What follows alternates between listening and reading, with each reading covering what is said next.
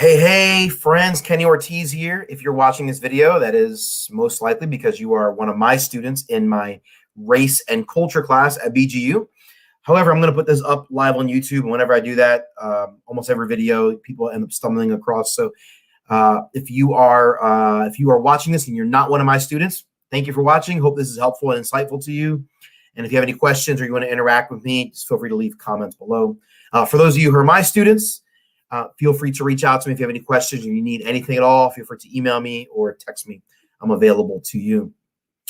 This video will be the content that we would have covered in class last week, February 17th. I was ready to share that day and do some lecturing, but I got sick, as most of you or all of you know by this point. I ended up in the hospital for a night and we had to cancel class. I was super bummed. I hate canceling class. Sorry about that. And this video will replace that. Also, I was supposed to record this within a day or two after that, and I just been swamped the last couple of days and not been able to get to it. So I apologize that I'm getting this out so late. But make sure you read your email, check your email, and make sure you look for the instructions. I'm going to send some clear instructions as to the deadline by what day you need to watch this video. And then after you've watched this video, you will log into Populi and record your attendance. So you'll watch this video and then you'll log in and you'll record that you attended. Watching this video counts for attendance for February 17th. So, okay, so in this video, I'm going to cover. Quick note. I don't know that I mentioned this. I'm in Kansas City taking a class. I'm taking a PhD class. So as you can see, I'm in a hotel, not in my normal setup. So the audio and video is not nearly as good as my normal setup at home. But anyway, so if you're wondering, where is he? I'm in a hotel in Kansas City. And I was in class all day today from 8 to 6. And here I am now recording a video for you. Okay, so in this video, I'm going to give you a narrative. I'm going to tell you a story. The story will start before 1619, the year 1619, and we'll go all the way through, all the way past the middle of the 19th century, up to and through the American Civil War. And I'm going to kind of give you the narrative of what's going on. And then I'm going to maybe highlight the way that story is told by other people. And this is really important. Narratives matter a lot. And so, there it is. I've mentioned this before in class, I believe, and we've talked about this, but narratives matter. Stories matter. And the version of the story you hear matters a lot. So why do narratives matter? Because the version of the story of events that you hear will shape how you respond. This is really, really important. And so we talked about this in class a few weeks ago. We talked about the Colin Kaepernick situation. Colin Kaepernick was quarterback of the San Francisco 49ers. He was protesting various injustices in the United States by kneeling during the national anthem. He refused to stand during the national anthem as customary.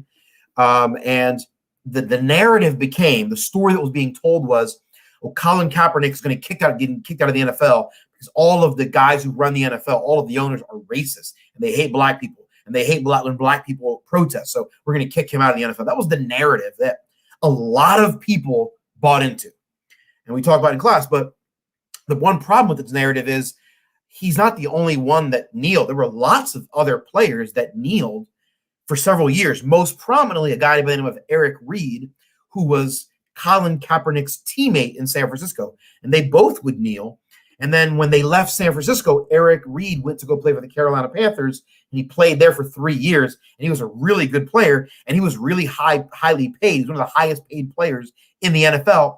And for 3 years in Carolina, he kneeled for the national anthem. And no one blackballed him. No one kicked him out of the NFL. There was no repercussions to him. So people were like, oh, Colin Kaepernick got blackballed, or he was punished because he was black and racist, or they were racist against him. And I'm like, well, why weren't they racist against Eric Reed or the other players that kneeled? There were dozens of players that kneeled, and over the last couple of years, the number went up. So again, the narrative is, oh, the NFL owners are racist, and that's what happened. I'm like, well, maybe they're racist. It's definitely possible. I'm not going to exclude that as a realistic possibility. But I also want to understand like the whole narrative. So the narrative that's being told is one black man tried to stand up against the system, and all the rich white men pushed them down. I'm like, but if you actually look at all the facts, that narrative is actually not accurate. There's actually more to the story. And so we want to be extremely careful as Christians, as evangelical Christians, as people. We're supposed to be the people of truth, right? We're supposed to be the people that fight as hard as possible to be objective and rational, to stand on logic, to be gracious, to be good listeners. Like, these are all the types of things that we as Christians are supposed to be. And we want to be very careful that we don't just embrace a narrative too quickly without about knowing all of the information. There are competing narratives out there. Different people have different, what I would call competing narratives. People want to tell the story in a way that will cause you to react. So they'll tell the story and it'll be all factual, but they'll leave out a few things. Or they'll tell the story and maybe they'll just emphasize some things and then kind of just glance over a few other things. And people on both sides of every political and ideological argument do this.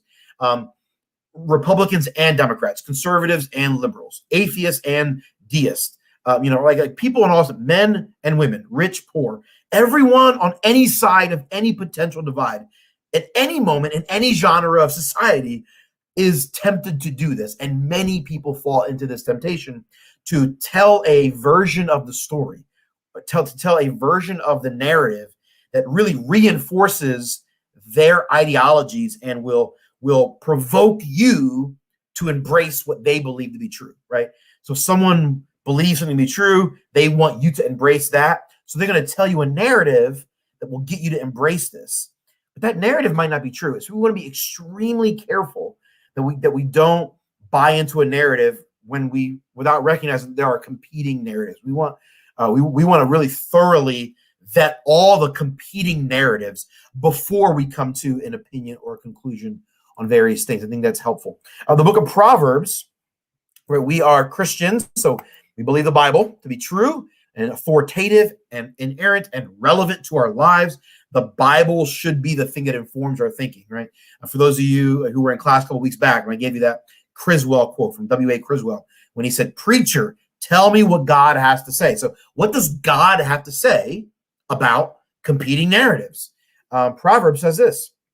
Proverbs 18:13 says in the ESV, if one gives an answer before he hears, it is to his folly and shame, right? So if you give an answer to a topic before you've actually heard all the information, this is to your folly and shame. You are being foolish and you've brought shame upon yourself if you come to a conclusion and give an answer about something before you've actually heard all of the information, okay?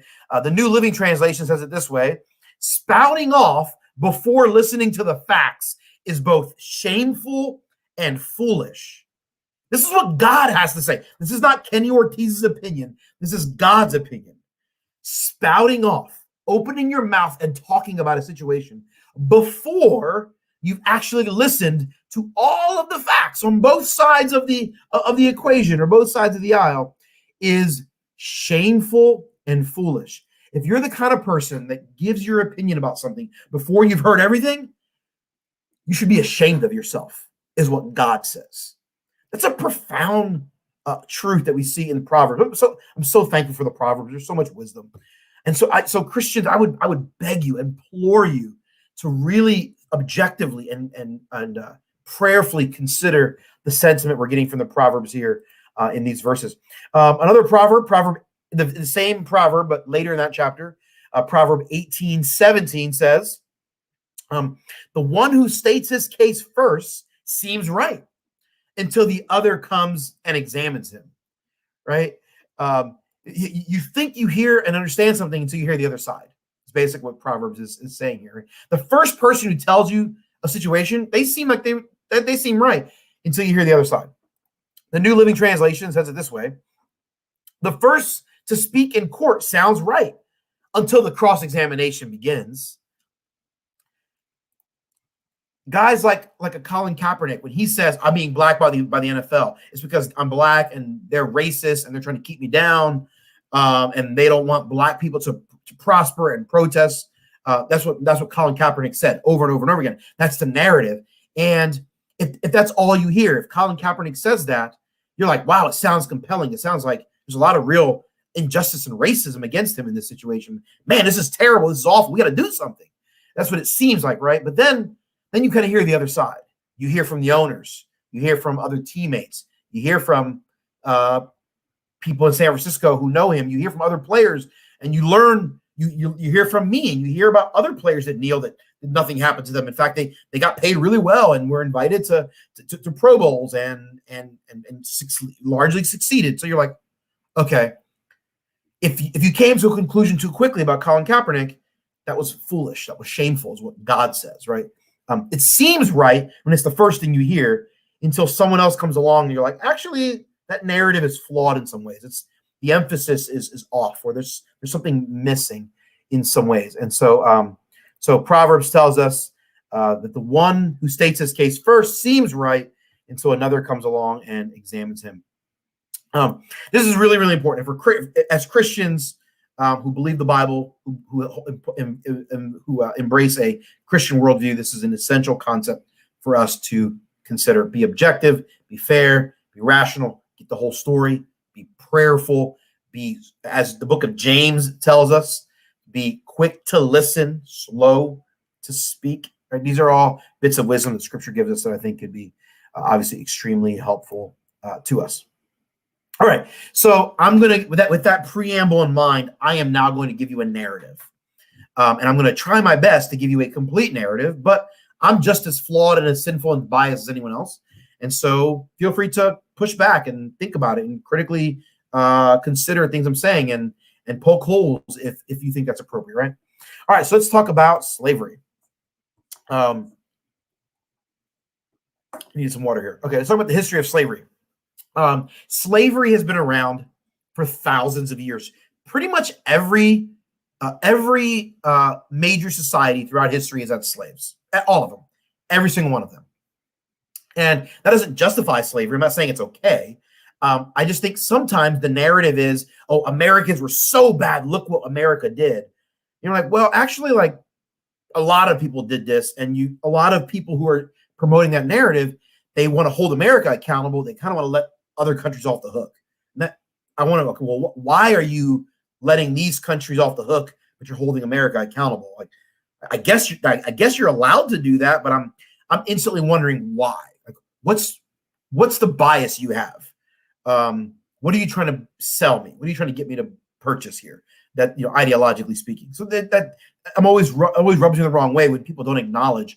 It's like slavery didn't start in 1619. Slavery has been around for thousands of years. I think it's important. In some societies, slaves were well treated, and there were a lot of protections for slaves. In other societies, slaves were not treated well and not protected, and were treated brutally and harshly, right? And everything in between. There's a large spectrum. There's all different types of slavery throughout history.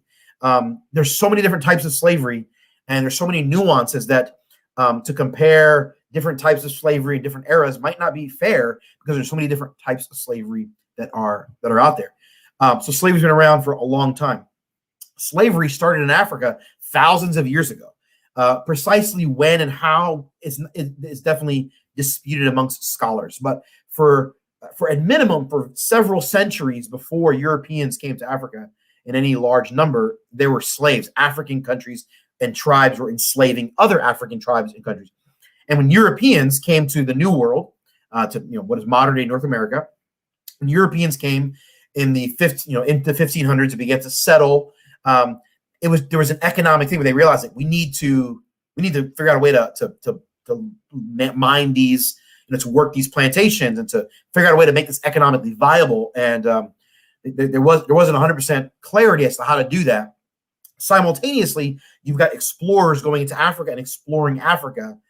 They weren't there looking for slaves. There's a narrative out there. It's like they went to Africa looking for slaves. That's not true. Like, there's zero scholarly evidence at all to back up that narrative. It's not a true narrative.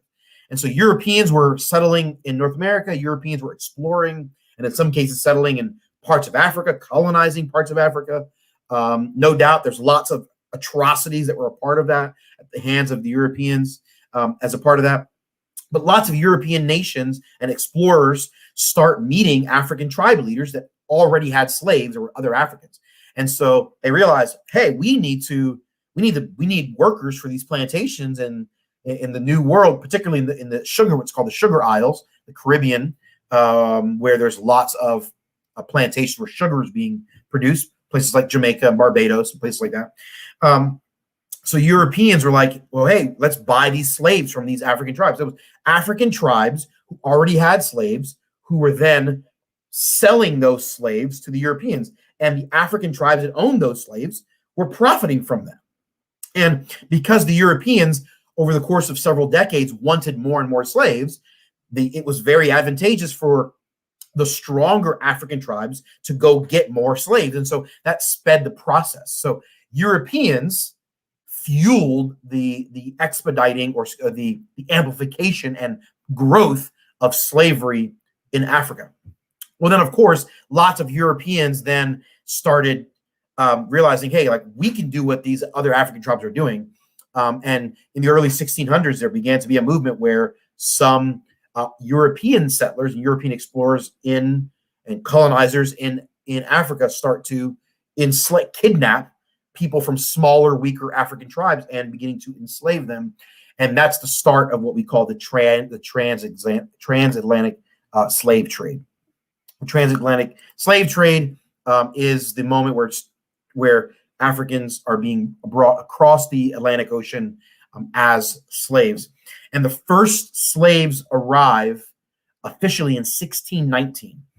There are actually some moments where there have been some other types of slaves and some people that came to some parts of North America before that. But the first official documented moment where African slaves were brought to what's now the United States of America permanently to live as slaves was in the year 1619. And this is when slavery began. This is a horrific thing. No one should be defending this. I'm not defending this. This is awful. This is an atrocity. It's disgusting. It's sinful. It's demonic, right? I want to make it very clear that I am not justifying any of this. I want you to have an accurate narrative, because if you have a false narrative, you are likely to respond in a way that's unhelpful. But if you have an accurate narrative, you are more likely to respond in a way that's rational and wise, that is helpful. One of the appropriate responses to this is lament. Like, when you hear of these stories, this should break your heart. This should make you sad. This should make you angry. Crying and lamenting is appropriate. That human beings made in the image of God were kidnapped from their homes in Africa, okay? In many cases, treated brutally and harshly, obviously, in almost all cases probably, forced initially by the hundreds, but then later by the thousands over the course of a 200-year period almost. And they are forced to board ships in horrific, disgusting conditions. Many of them died and did not survive the trek across the Atlantic Ocean because of the conditions were so terrible. But in large numbers, Africans brought to the New World to work as slaves. Again, we should lament this. We should be heartbroken over this. We should be angry about this. And if you don't feel those emotions, I just want to encourage you to prayerfully consider what's going on in your own heart and ask the Holy Spirit, like, why am I not bothered by this? Or sometimes people are just cognitively bothered, but it doesn't stir them. You're just like, yeah, I know it was wrong. But like, does it hit you in your gut? Does it hit you in your heart? If it doesn't, something's wrong. Like, seriously, Christians, like, if this doesn't bother you in your soul, there's a problem. And I would just encourage you and implore you to prayerfully do some digging in your own heart and repent as needed. Repent, because that's probably necessary if you're not feeling that in any way. If you're not sensing, if your instinct is not heartbreak, man, you're lacking compassion in some ways. So I think that's an appropriate response. Okay, let's talk about the thing called the 1619 project. This is a project that came out.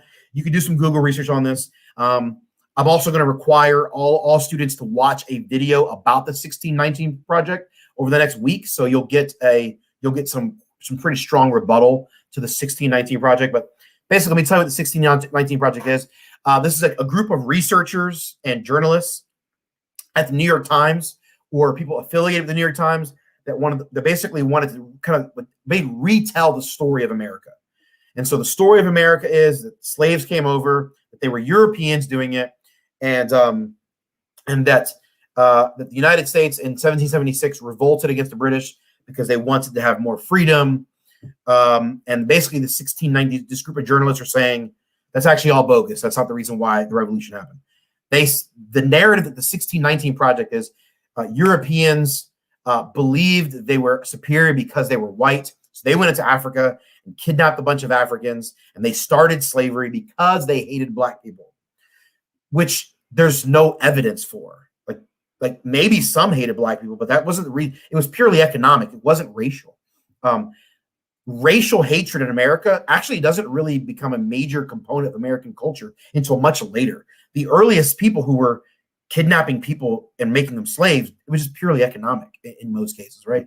And so I think that's an important thing to consider. With the 1619 Project, is telling you no, they hated black people, and so it's all about, from the very beginning, America was all about getting black people to come to the New World, to subjugate them and to torture them and make them slaves. Like, this is like the whole reason why the American experiment exists, is because white people wanted to demonstrate their dominance over brown people. That's basically what the 1619 Project is saying. I've dumbed it down. I'm making it way simple, but that's in essence the sentiments you get from them. And then they basically, with all due respect, this is going to sound terrible, but they just exaggerate the history of American slavery. American slavery was really bad. I am not defending it, but they make it out to be worse than it actually was. And again, I just think it's appropriate for us to have fair, honest narratives. So the 1619 Project, they just dabble in all sorts of hyperbole, and they're claiming to have lots of research and sources behind this. And I'll get to that in a minute. They claim to have lots of research really exposing like America was way worse than we realized. And we're worse than anything Nazi Germany did. We're worse than all the other imperial powers of the world. And then this other narrative that the 1619 Project is propagating is this idea that America loved having slaves. We were making a lot of money off of slaves, which is true. A lot of people were making money off of slaves, and that a lot of people in America realized that other countries were going to fight them and make them stop slavery. The British Empire and African nations and Latin American nations were starting to turn on slavery, and that America, or the people living in America, it was not the United States of America yet, it was still the British colonies, that the people living in the British colonies realized that they were going to lose slaves if they didn't break away. So that the American Revolution is primarily a bunch of white supremacists who wanted to keep their slaves. So they fought a war against the British to get their independence, to make sure that slavery didn't die. That's what the 1619 Project wants you to believe. And then they tell this narrative throughout the 1800s after the American Revolution. Basically, the narrative that they're telling at the New York Times 1619 Project is just grossly exaggerated. It's extreme hyperbole.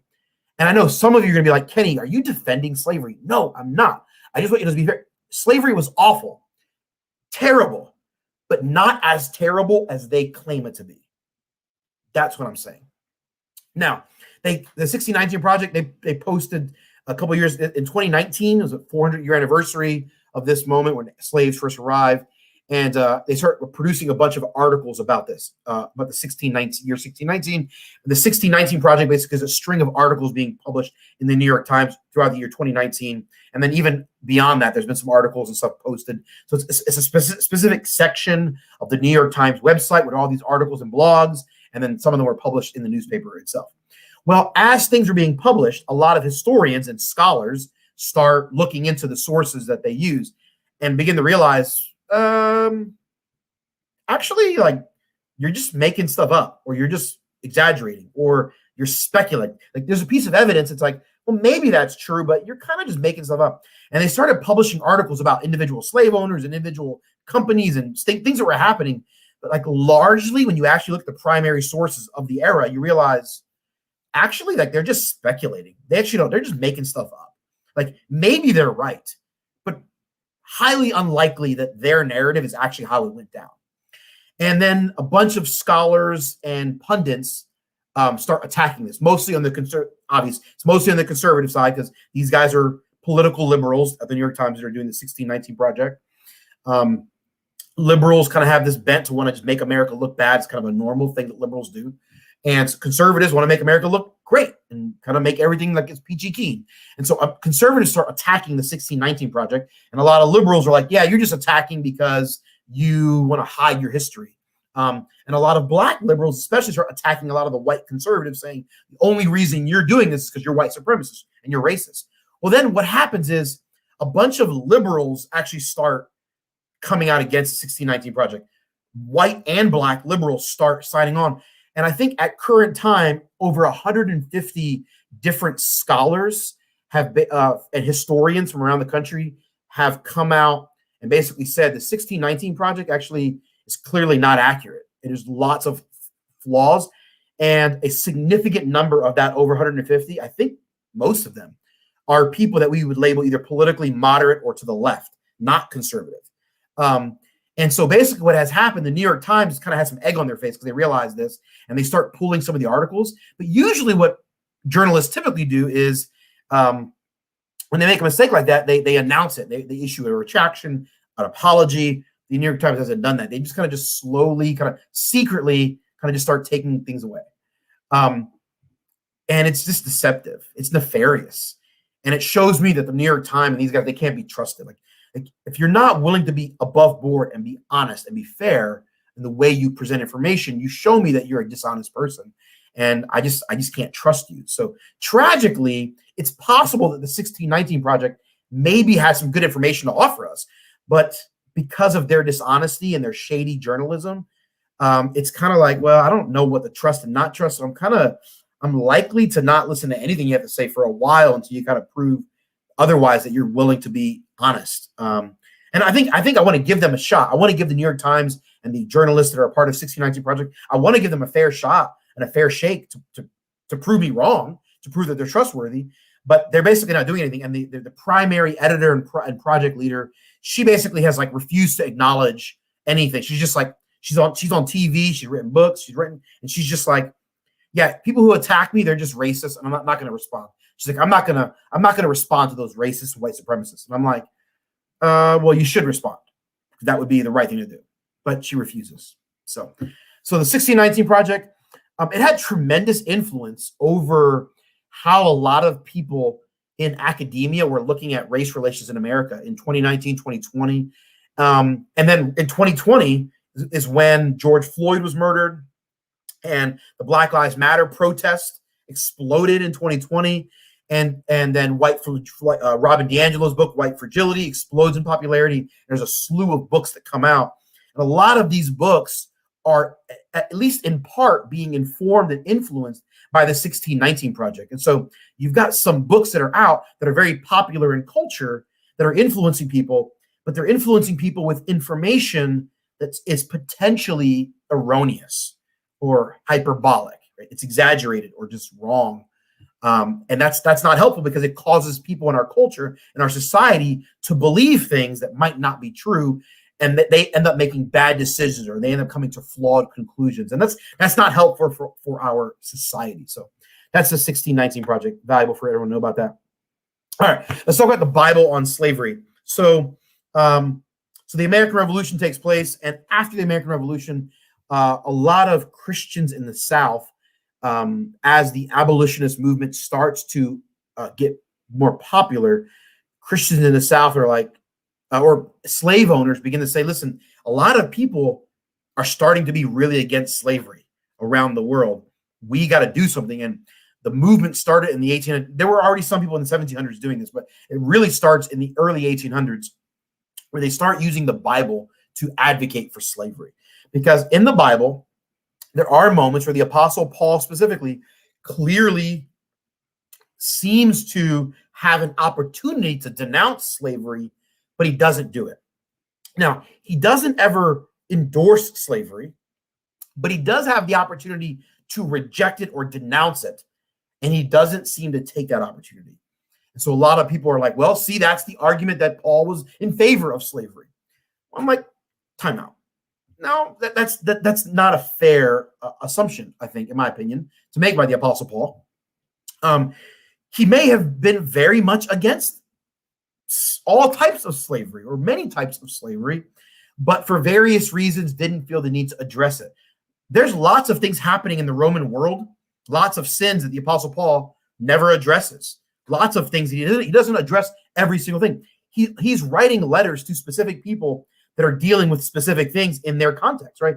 All of his letters are contextual. So if he is writing to a group of people and that group of people are dealing with specific things, he's going to write about that thing, and he's going to reject or denounce the things that they need to hear in that moment. I think that's important to consider. And so the fact that he doesn't reject something outright doesn't mean he was in favor of it. That's not a fair expectation, right? Or that's not a fair assumption. There is one letter in the New Testament, the most, in my opinion, the most personal, the most intimate letter, and that is the letter of Philemon, written by the Apostle Paul to a guy named Philemon about a guy named Onesimus. So Onesimus was a slave owned by Philemon. Onesimus ran away, so he's a runaway slave. He's living in the Roman region, near the city of Rome. He meets Paul. Paul mentors him, and Onesimus becomes a Christian and becomes a very mature Christian, becomes a strong Christian and a leader in the church. And Paul is mentoring him. And after a couple of years, Paul says to Onesimus, you got to go back. You ran away, and that was wrong, and you have to go back. So people are like, see, Paul was in favor of slavery. The Bible is in favor of slavery, and the Bible is crap. We should throw it out. That's the argument from a lot of liberals.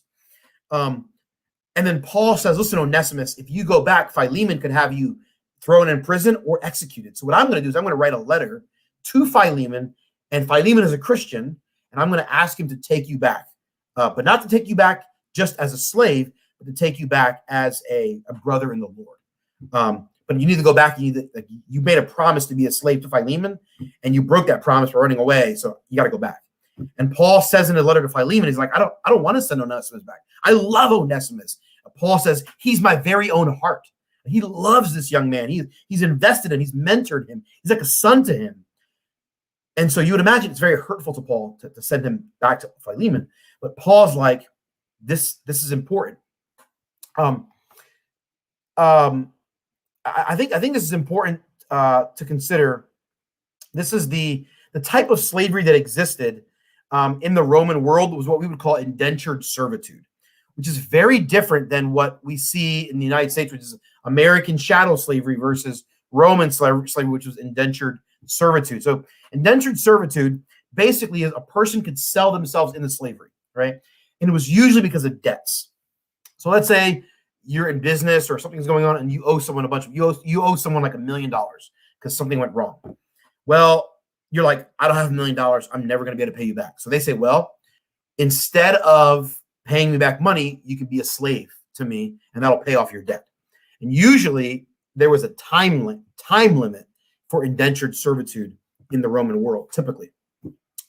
So Onesimus, it seems like, and even Paul alludes to them being of the flesh, meaning it's likely Onesimus was actually related to Philemon in one way or another, maybe a cousin or a second cousin or maybe a distant relative. And it seems like Philemon was rich, right? He was a very wealthy man. He owned an estate and a home. And it appears that somehow Onesimus owed Philemon a large amount of money, and Onesimus couldn't pay it off. So Onesimus sells himself into slavery to Philemon as a means of paying off the debt that Onesimus rightly owes. Well, then at some point, Onesimus takes off, and he does it in a way that causes harm to Philemon, is what Paul says in the letter. Well, that's very different than Europeans brutally kidnapping Africans, bringing them to the Americas, and treating them harshly as slaves all the days of their life. Right? Those are very different, right? So if the Apostle Paul is endorsing indentured servitude, if that's true, what he has endorsed is drastically different than what was going on in America. So people say also Paul, the Apostle Paul, endorsed slavery. He was for slavery. He's like a disgusting Southerner who owned a plantation. And I'm like, that is a gross exaggeration. That is non sequitur, straw man, hasty generalization, ad hominem, all of the above. I mean, that is a terrible, disgusting, dishonest narrative that is being put forth. But that is the narrative being put forth by a lot of people in modern American culture, and it's simply not a true narrative. So American chattel slavery, that's the type of slavery that existed versus Roman slavery. Now, there were some versions of slavery in the Roman Empire that were disgusting and worse than indentured servitude. There are different types of slavery in the Roman Empire, depending on what region of the world you're in. But the type of slavery that Philemon held Onesimus in was much more akin to an indentured servitude. So it seems like that's what Paul is sending back. Paul basically seems like he's telling Onesimus, like, you had a contract and you didn't hold up your end of the bargain. You made a contract. You promised. Philemon promised to forgive your debt if you were a slave to him, and you skipped town. And Paul's like, Onesimus, that's not cool, dude. Like, we're Christians. We have to be men of our word. So you got to go back there and fulfill your contract. And if that means you got to be a slave for the rest of your life to be a man of your word, then you go do that. Like, you go do whatever you got to do to be a man of your word. Because as Christians, that's what we do. That's what Paul is saying in that letter. Paul is not in any way, shape, or form endorsing every type of slavery that exists in the world. That's ridiculous, right? It's absurd that people say that. It's infuriating to me. The Apostle Paul would be maligned in that way. So in the United States, though, we had a thing called chattel slavery, which the form of slavery that was most prominent in Rome did not exist. Chattel slavery is you being forced to be a slave, and you're a slave there indefinitely, that you can't get out of it, unless your master lets you out. And your children are then born in slavery. That's not what was going on with Onesimus and Philemon in the Bible. Like, if Onesimus got married and had a child, his child is not a slave of Philemon. That's not how it worked in the Roman Empire. Not most types of slavery were not that way. There were some types of slavery in some parts of the world where the Roman military would enslave people outside of the Roman Empire, primarily the barbarians, the Goths, the Visigoths. But those are unique scenarios. There's no way that that's what the Apostle Paul is referring to in Philemon. So chattel slavery, this idea that you're forced into slavery, you're subjugated against your will, harshly. You didn't sell yourself into slavery. You didn't have a debt you owed. You were just taken. And then you're a slave. And then if you get married and have kids, then your kids are slaves automatically because they're born into slavery. That was the form of slavery that existed in America. That is horrific and disgusting. And there is no way the Bible would endorse it. There's nothing in the scriptures that endorse that. So people say, well, the Bible endorses slavery. No, not that kind of slavery. That's absurd. Also, very clearly, the Bible says in 1 Timothy, God condemns what literally the word is man stealers, people who forcibly subjugate people and kidnap them or take them away from their tribe. Like, when the Romans did that, the Apostle Paul said they were wrong to do that when they did that to various peoples. That was a flawed way of doing it. So man stealing or kidnapping or subjugation is a sin in 1 Timothy chapter 1, and it's on par with murder. Like, God is very serious. If you kidnap people, you man steal, and you force them into some subjugation against their will, you are committing a sin that is heinous in the eyes of God. And so what the United States of America was doing with the colonial people under the British Empire, and then later after the American Revolution, Americans continued this. The version of slavery that existed in America is mostly worse than anything that existed in the Roman Empire.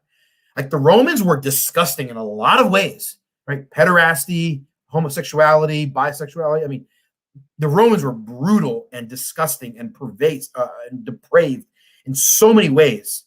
And yet, the United States of America found a way to top the Romans. This is an indictment on American history and American culture. This is lamentable. We should lament this reality that happened. American chattel slavery was a real thing. for a long time. So what happened in America was not indentured servitude. So fast forward to the look back to the American Revolution. During the American Revolution, you have arguments at the Constitutional Congress about whether or not slavery should be legal or not. And this leads to a moment in American history known as the Three-Fifths Compromise. Surely many of you are familiar with the Three-Fifths Compromise. Basically, at the Constitutional Congress in 1780s, when the Constitution is being drafted and the country is being shaped, there's a lot of people, particularly from the North, that are saying slavery is wrong. We need to get rid of this. There is a narrative from the 1619 Project and from others that basically said, well, they didn't have slaves, but they weren't really against it either. They kind of didn't really care. And that's just not true. There were lots and lots of people that were vehemently against slavery in the North and in the South as well. There were lots of people in the South that thought slavery was wrong. Not everyone in the South owned slaves. I think it's important to note as well. In fact, a small percentage or a smaller percentage, right? Some estimates say it was about a third of people. Some say as much as maybe 40% of white people owned slaves. In some parts of the South, it was very small, like 5 to 10%. In some parts of the South, of white people owned slaves. So there's lots of white people living in the South that don't own slaves. Now, maybe a lot of them don't care about slavery. Maybe some of them are in favor of slavery, but they just didn't have the money to buy one, so they couldn't buy a slave. But there were definitely some who were against slavery too. So again, we want to be accurate. And what's happening is at the Constitutional Congress, the Continental Congress, or convention, when they are forming the Constitution, there are people in the North that are against slavery saying, "Listen, we're going to determine how many people are in Congress based on the population of your state." And the people in the South were saying we should count our slaves as people. Like if I have, a 1,000 people living in my state and 500 of them are slaves, well, I still have 1,000 people, and 1,000 I need to be represented in Congress. And the people in the North were like, well, you have a lot of slaves, and you have those slaves don't have the right to vote, or they're not going to have power to speak in the political process. You want them to count to give you more power at the federal level, at the Capitol in Washington, D.C. eventually. But you don't want to give those people the freedom to speak into the political process. You want to use them to expand your power over the North, but you don't want to give them power to speak into the process in the South where you live. You're hypocrites, is what people in the North are saying, right? No, they're not going to go along with this. And there's a major argument. And there are several people at the Continental Convention that are basically saying, we need to have two separate countries. This is not going to work. There are others that are saying we cannot have slavery no matter what. And then there are some people that were saying slavery is wrong. We don't want to have slavery. But like our country won't survive separate. Like we're too small and too weak. We need to all rally our troops together. And there were a lot of people saying basically like, let's just kind of like ignore this for now and we'll come back to it later. But let's just start the country. Let's kind of let's stabilize. Let's kind of like ignore this problem for now, and then we'll come back to it at a later time when we're stable. And that's basically the argument that won out at the Continental Congress. However, people in the North were like, but we're not going to count all those slaves as people because that's going to give you too much power in Congress. So there's no way. And so they eventually compromised that only 3/5 of the numbers, only 3/5 of the number of slaves would count. So if a particular state had 1,000 slaves, only 3/5 of those would count. Only 600 in that case. Is that math right? Only 600 would count toward the number. So 400 wouldn't count when we're determining how many Congress people would represent that state, right? So South Carolina, when they're counting, all of their white people count and 3/5 of their black people count toward the number. And that's the number that would determine how many Congress people get, how many Congress people are sent to Washington, D.C. to represent that state. That's the idea. sometimes people say, "Oh, black people didn't count. We only counted as 3/5." I've heard black people say that. We only counted as 3/5 of a person.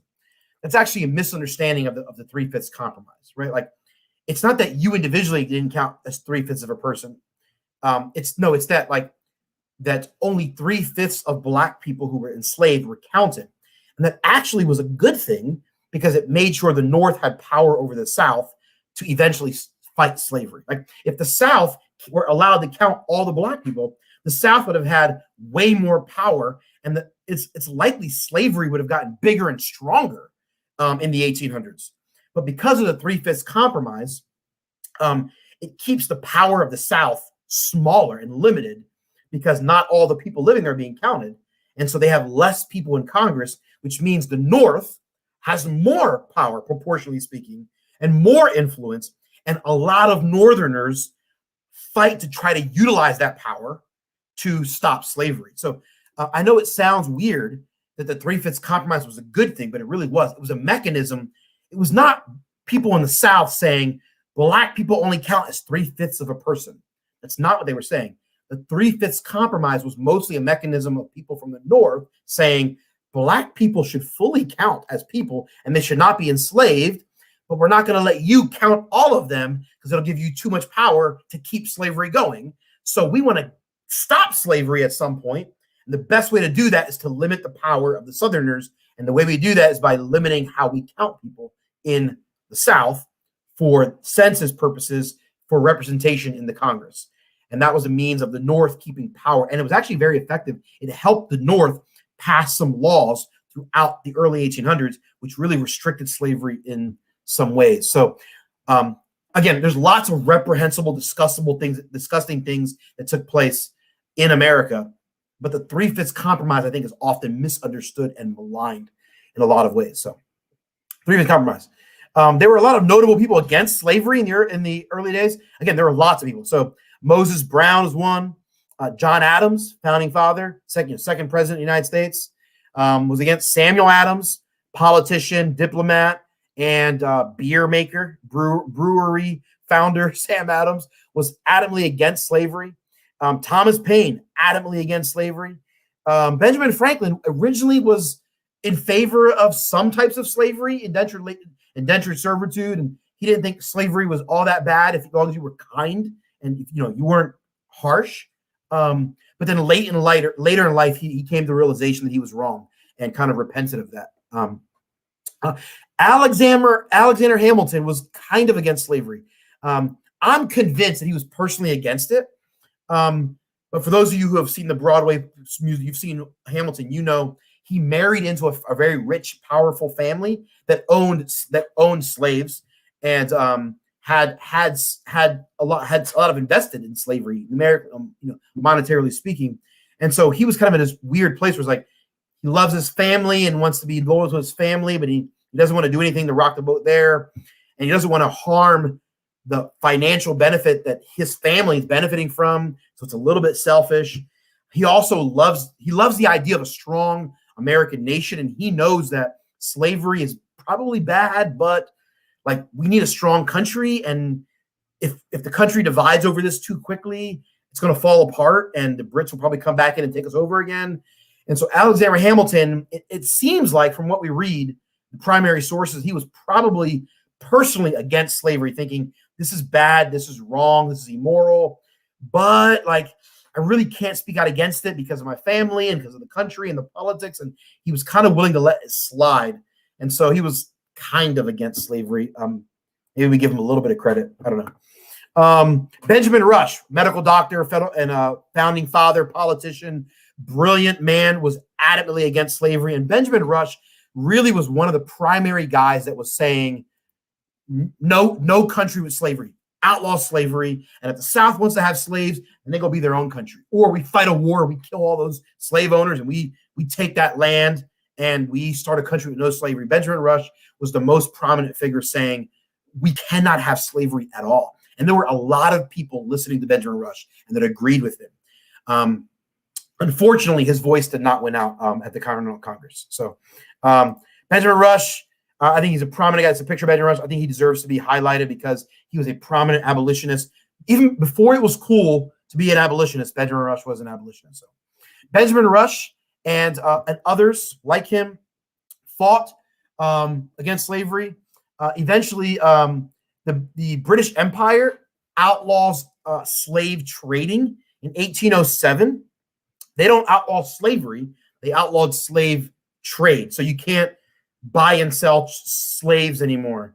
You can't kidnap slaves from Africa anymore and sell them into slavery. Like, if people are already enslaved and they're having babies, then we'll leave that be. But you can't slave trade anymore. So anywhere in the British Empire, that was the idea. Although there were some elements of slave trade still taking place in England, the mainland, and there was still some slave trade taking place in the Caribbean, because you're so far away, it was hard for them to enforce it. And a lot of British diplomats and politicians, they knew it was going on. They kind of just let it slide for several years after. But officially, it was outlawed in 1807.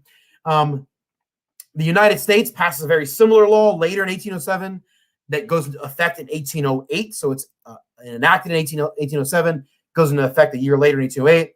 And this is the idea. This is the act prohibiting the importation of slaves. So slaves could still be bought and sold in the United States, but you couldn't import new slaves anymore. That was the idea.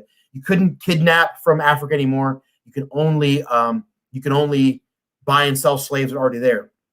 And so there's no new source of slaves coming in from Africa or from the Caribbean anymore. So a lot of slave owners in the 1800s start realizing, oh, we need to force these slaves to have babies, and we need to keep them longer. We're not letting, and so they started forcing more slaves to have marriages, to have babies, because they wanted to have more slaves born into slavery because they couldn't import them more. The cost of slaves went up dramatically because there's no new slaves coming in. And so the cost of slaves went up. Individual states, however, started restricting slavery, particularly on the Western frontier. They basically allowed slavery, but they restricted the selling of slaves. And so this is why slaves escaping became a much bigger problem in the minds of the slave owners. Like, if previously slaves escaped, they could say, well, we'll just get more, we'll figure that out. But if slaves escaped now, you couldn't replace that. And so you needed to be harsher. So this law that was meant to be good actually ended up causing a lot of slave owners to be more brutal and more harsh as the 1800s continued. Tragically, this became a reality. William Wilberforce, prominent abolitionist. He was a big one advocating for the outlaw of slavery completely in the British Empire. William Wilberforce was a British politician, business owner, leader, diplomat, who came to faith in Christ. And it was really because he was a Christian, reading the Bible, that he realized that all humans are made in the image of God. All humans are equal and loved by God. Therefore, all forms of slavery are wrong and disgusting and must be outlawed. And he was the biggest voice that fought against slavery. He protested. He lobbied other peoples of Congress or of British Parliament. He lobbied business owners to stop utilizing slave, and he organized protests against organizations or businesses.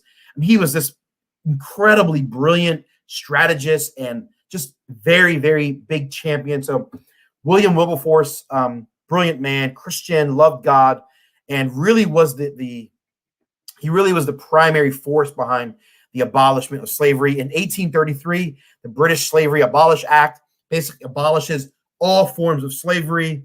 Again, it took a few years before it really goes into effect because the British Empire was so large, it was hard to enforce it. But it officially gets outlawed in 1833. And William Wilberforce actually dies a few days later. It was almost as if he had fought all the days of his life. He was in poor health, but he kept fighting. And finally, when the law gets passed, he's like, okay, my work is done. And he dies. It's this pretty unique story. William Wilberforce is brilliant. And he really is a large reason why the British Empire and Great Britain abolished slavery. In 1852, Uncle Tom's Cabin was written by Harriet Beecher Stowe, which is a monumental book. It shapes American culture in profound ways. Has traumatic impact. In fact, it has so much influence that years later, when Abraham Lincoln during the Civil War meets Harriet Beecher Stowe, Abraham Lincoln says to her, "Oh, so you're the little lady who started this war." Abraham Lincoln's mind, like she's the one that really catapults the abolitionist movement in America. And so we'll stop there for this video. In next week's lecture video, I'll pick it up there. We'll talk a little more about Uncle Tom's Cabin, and we'll talk about some of the events leading up to the Civil War and beyond in next week's video. Hopefully this is helpful, giving you kind of a clearer narrative. My goal is to help you understand that there are lots of things in American history that are disgusting and atrocious, and there are some things that are maybe being exaggerated. And we want to be fair and objective as we consider American history and we navigate the narratives, the competing narratives that are coming our way, because that will inform how we make decisions and how we respond to the problems and divisions of race relations we face in America today. So hopefully this video was helpful to you. If you have any questions, shoot me an email, text message, reach out to me, and we'll pick up in the next video for next week's lecture, talking about Uncle Tom's Cabin and from there. Love you guys.